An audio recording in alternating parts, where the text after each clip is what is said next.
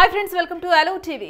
మహేంద్ర సింగ్ ధోని ఈ పేరు తెలియని క్రికెట్ అభిమానులు ఉండరు అని చెప్పడం ఏమాత్రం అతిశయోక్తి కాదు.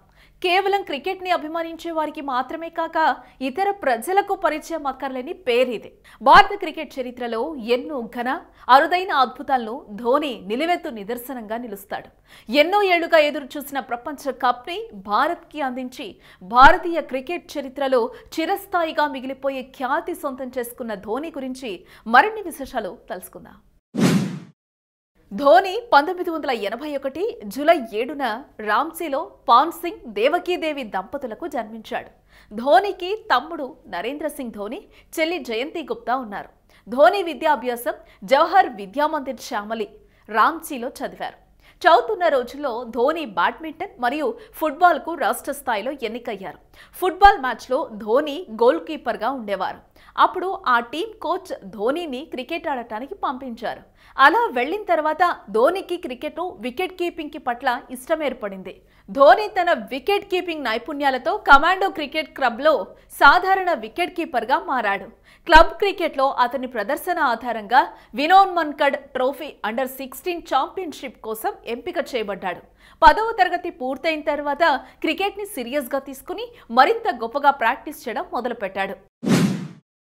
ధోని 2001 నుండి 2003 వరకు ఖరగ్పూర్ రైల్వే స్టేషన్లో ట్రావెల్ టికెట్ ఎగ్జామినర్గా పనిచేశారు.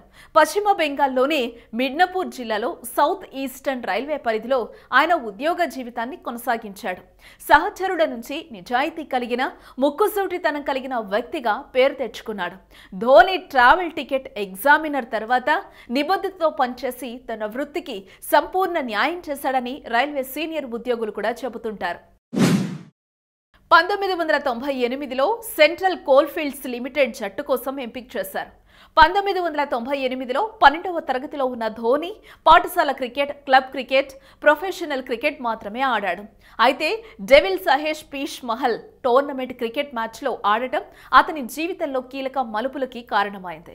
ఆ టోర్నీలో ఆడినందుకు అతనికి ప్రతి 6కి ₹50 బహుమతిగా ఇవ్వడంతో ధోని 6 కొట్టడం అలవాటుగా మార్చుకున్నాడు. సెంట్రల్ కోల్ఫీల్డ్స్ లిమిటెడ్ జట్టులో బాగా ఆడటంతో ధోనికి బీహార్ జట్టులో ఆడే అవకాశం దక్కింది. Bihar cricket association vice president ఉన్న దేవల్ సహే ఆ సమయంలో రాంచీ జిల్లా క్రికెట్ అధ్యక్షుడిగా ఉండటం కూడా ధోనికి కలిసొచ్చింది. 1998-99 సీజన్లో బీహార్ U19 జట్టులో ధోని పాల్గొని 5 మ్యాచ్ల్లో 176 పరుగులు చేశాడు.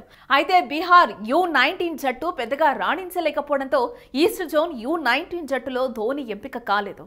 అయితే బీహార్ U19 క్రికెట్ జట్టు 1999-2000 సంవత్సరంలో కూచ్ బెహర్ ట్రోఫీకి ఫైనల్ అయ్యాడు. అక్కడ ధోని 357 పరుగులు సాధించి సీకే నాయుడు ట్రోఫీకి తూర్పు జోన్ U19 జట్టులో చోటు దక్కించుకున్నాడు. 1999-2000 సీజన్లో ధోని తన రంజీ ట్రోఫీ కెరియర్ని 17 సంవత్సరాల వయసులో బీహార్ తరపున ప్రారంభించాడు. అస్సాం క్రికెట్ జట్టుపై జరిగిన మ్యాచ్లో 68 పరుగులతో రాణించాడు.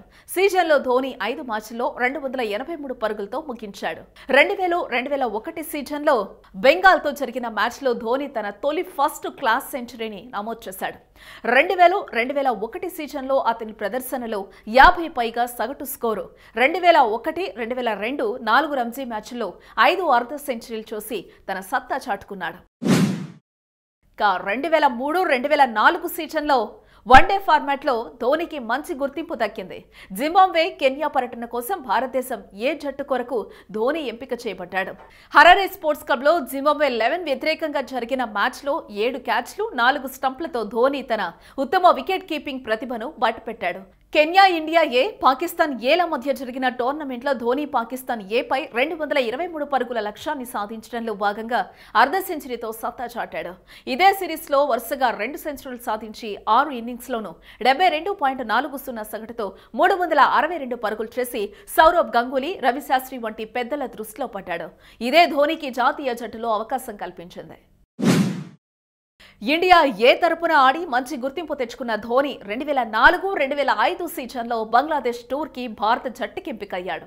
అయితే తొలి మ్యాచ్లో పరుగులేమీ చేయకుండానే అవుట్ అయి నిరాశపరిచాడు. అయితే విశాఖపట్నంలో చేసిన 148 పరుగుల ఇన్నింగ్స్తో ధోనికి మంచి గుర్తింపు లభించింది.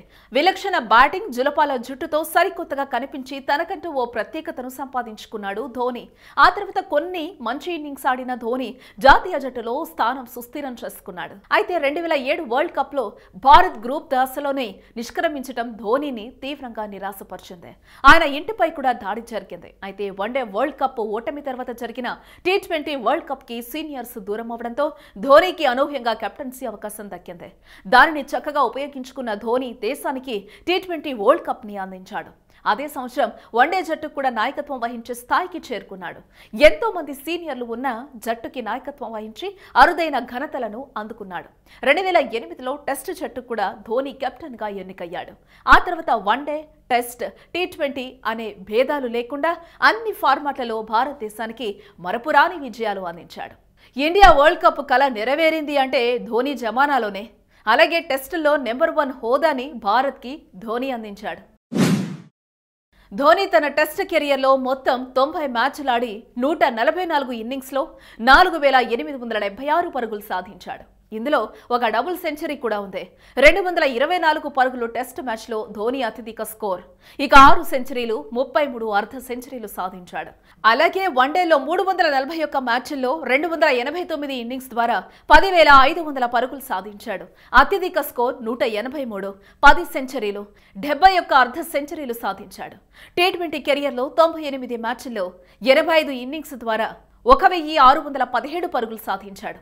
ఇందులో 2 అర్ధ సెంచరీలున్నాయి.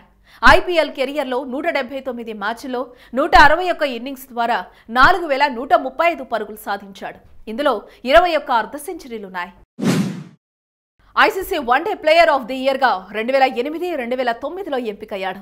ICC వరల్డ్ వన్డే జట్టులో 2006, 2008, 2009, 10, 11, 12, 13, 2014 అవకాశం దక్కించుకుని అరుదైన ఘనత సాధించాడు. 2009, 2011, 2014లో ICC వన్డే జట్టు కెప్టెన్ గా ఎంపికయ్యాడు. అలాగే ICC వరల్డ్ టెస్ట్ జట్టులో 2009, 2010, 2013లో స్థానం సంపాదించుకున్నాడు. 2013కి గాను LG పీపుల్స్ చాయిస్ అవార్డు సొంతం చేసుకున్నాడు.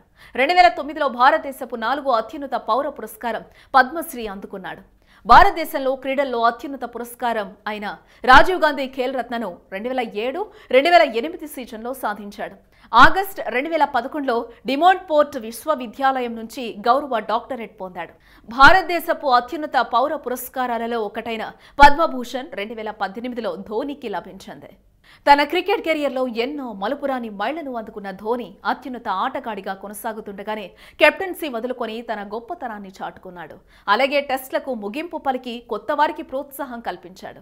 ఆటగాడిగా జట్టుకు మార్గదర్శిగా కొనసాగుతున్న ధోని భారత క్రికెట్ చరిత్రలో చిరస్థాయిగా నిలిచిపోతాడని మనం కూడా కోరుకుందాం. Hi, this is Heba Patel. Please subscribe to LOTV.